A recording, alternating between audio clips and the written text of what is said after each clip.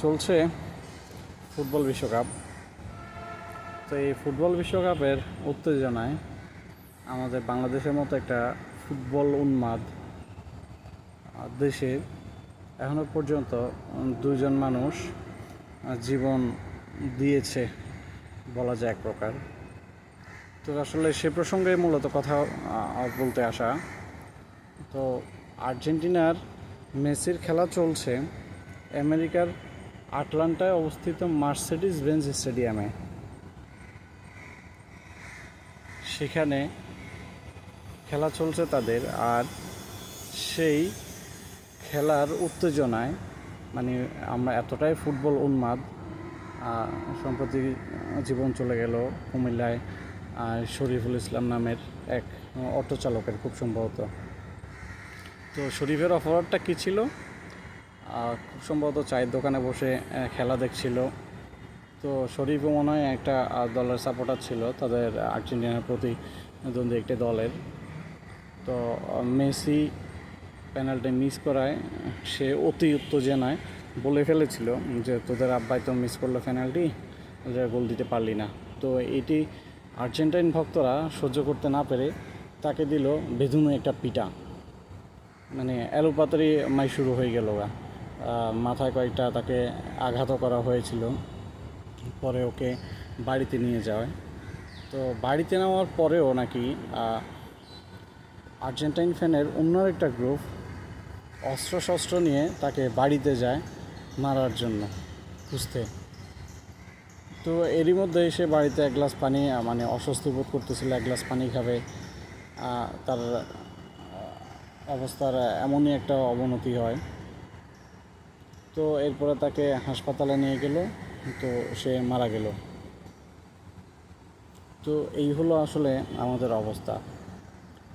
শরীফের স্ত্রীর আহাজারিটাও দেখলাম, খুব কষ্ট লাগলো। স্বাভাবিক, তার ছোট দুটা মেয়ে আছে, পরিবারের একমাত্র উপার্জনক্ষম ব্যক্তিও সে, যাকে আর্জেন্টাইন ভক্ত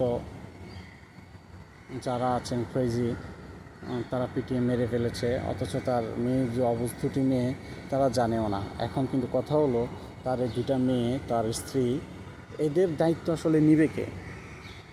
খোদ মেসি এসে নিবে? আর্জেন্টিনা এসে নিবে? নাকি আর্জেন্টাইন যে ফ্যান বেজ আছে বাংলাদেশে তারা এসে নিবে? আমি শিওর এই ধরেন উন্মাদ ভক্তগুলা জীবনেও আর্জেন্টিনা যায় না, এবং কি আর্জেন্টিনাটা কোন মহাদেশে অবস্থিত, কেননা যেহেতু তারা সিজনাল ফ্যান, তারা তো কিছু জানে না। তো আর্জেন্টিনা মহাদেশটা কোন, আর্জেন্টিনা দেশটা কোন মহাদেশে অবস্থিত সেটাও বলতে পারবে না। এবং আর্জেন্টিনা যে দল, তাদের 26 জনের স্কোয়াড বা যে 11 জন মাঠে খেলতেছে, 11 জনের নামও তারা বলতে পারবে না।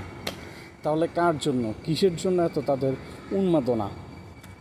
এদিকে যে বাংলাদেশের খেলা চলছে, সম্প্রতি বাংলাদেশ জিম্বাবুয়ের সাথে টেস্টে ইনিংসে হারলো, অলরেডি সিরিজ হেরে গেছে জিম্বাবুয়ের সাথে। কই এইটা নিয়ে তো কোনো উন্মাদনা নাই, অথচ কিন্তু নিজ দেশের খেলা। এইটা নিয়ে কোনো হলো যে এখন পর্যন্ত কেউ আত্মহত্যা করেছে এটাও শুনি নেই। তাহলে আমি একটা ভিনদেশি এই দেশের জন্য আমি নিজ দেশের ভাইকে আমি মেরে ফেলতেছি। সারা জীবন হলো যে ইন্ডিয়ার বিরোধী ছিলাম আমরা, হলো যে ইন্ডিয়া যদি জিম্বাবুয়ের সাথেও হারতো সেখানেও আমরা খুশি হতাম। সেই ইন্ডিয়া কিন্তু অলরেডি আয়ারল্যান্ডের কাছে হোয়াইট ওয়াশ হয়েছে T20-তে, ইংল্যান্ডের কাছে সিরিজ হেরেছে T20-তে। কই এটা নিয়ে আমাদের মাঝে কিন্তু এখন কোনো উন্মাদনা নাই।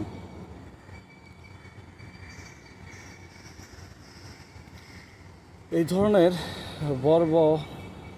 বর্বর কাণ্ডগুলো খুব সম্ভবত, মানে আমার যতটুকু জানা মতে, এশিয়া মহাদেশের ভিতরে আর পুরো বিশ্বের মধ্যে আমাদের দেশেই হয়। জাতি হিসাবে আমরা আসলেই বলতে খারাপ লাগলেও আমরা ছাগলের 3 নাম্বার বাচ্চা। নিজেদের কোনো সাফল্য নাই কোনো কিছুতেই, অন্যের সাফল্য নিয়ে মারপিট করব আমরা, মারা খাই, অন্যকে মেরে ফেলি, এই হলো যে আমাদের সফলতা। আর কিছু আর্জেন্টাইন বলেন বা ব্রাজিলিয়ান ফ্যান বলেন, তাদের মানে ক্রেজিনেস এমন পর্যায়ে চলে গেছে, কিছু কিছু কমেন্ট দেখে এমন যে সারা রাত নফল নামাজ পড়ার চাইতেও নাকি আর্জেন্টিনার খেলা দেখা বা মেসির খেলা দেখা তাদের কাছে প্রশান্তির লাগে, নাউজুবিল্লাহ। আবার কেউ কেউ এমন বলল, মেসি যদি ইহুদি হয় তার সাথে সে ইহুদি হতেও রাজি আছে। তারা এমন মেসি ফ্যান। মেসি যদি জাহান্নামেও যায়, মেসির সাথে জাহান্নামে যেতেও রাজি আছে। আবার কেউ কেউ তো হলো যে মেসিকে মুসা আলাইহিস সালামের সাথে তুলনাও করে ফেলেছে। আবার কেউ কেউ হলো যে হুজুরকে মানে শাহ আহমদুল্লাহকে মেসিরও ঊর্ধ্বে নিয়ে গেছে। তো এই হলো আমাদের মানে সাম্প্রতিক অবস্থা। আসলে আমরা জাতি হিসেবে মুসলমান, কিন্তু যখনই খেলাধুলায় আসে তখন কিন্তু আমরা সেটা ভুলে যাই। আমরা খেলাধুলাটাকে সবার আগে নিয়ে আসি প্রাসঙ্গিক, কিন্তু সবার আগে আমাদের দরকার ছিল ইসলামের এই মূল্যবোধটা। কিন্তু এই আর্জেন্টিনায় যে আপনার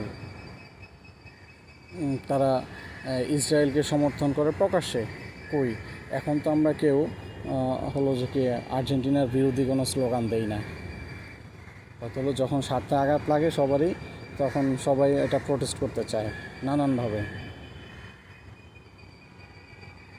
আসলে এসব খুবই দুঃখজনক। আমরা সামান্য এক মেসি বলেন বা নেইমার বলেন বা রোনালদো বলেন, এই তাদের এত কোটি কোটি ফ্যান ফলোয়ার আছে, আমরা তাদের ডান পা কিংবা বাম পায়ের জাদুতে আমরা এতটাই মুগ্ধ হয়ে যাই। কিন্তু ধরেন কাল কিয়ামত হয়ে গেল, কাল কিয়ামত চলে আসলো, কাল কিয়ামতের দিন দাজ্জালের যে ফিতনাগুলো আছে, তার যে জাদুগুলো আছে, তার সামনে আমরা আসলে কী হব, এটা আমাদের আসলে ভাবা উচিত। সামান্য একজন খেলোয়াড়ের পায়ের জাদুতে আমরা মুগ্ধ, অথচ দাজ্জাল হলো শেষ জামানার সবচেয়ে বড় ফিতনা। আমরা তার ফিতনার সম্মুখীন কীভাবে হব? তা আল্লাহ পাক সবাইরে দিনের সহি বুঝ দান করুক। আশা করি আপনারা এখান থেকে ফিরে আসবেন। আমিও আপনাদের জন্য দোয়া করি, আমার জন্য আপনারা দোয়া করবেন। ইনশাল্লাহ আমরা দিনী ভাই, দিন শেষে আমরা সবাই দেশি ভাই।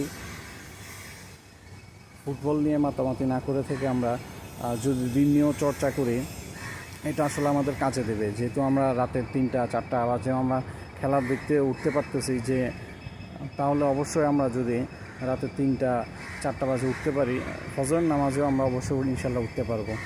তো আমরা সেটারও চেষ্টা করবো ইনশাল্লাহ।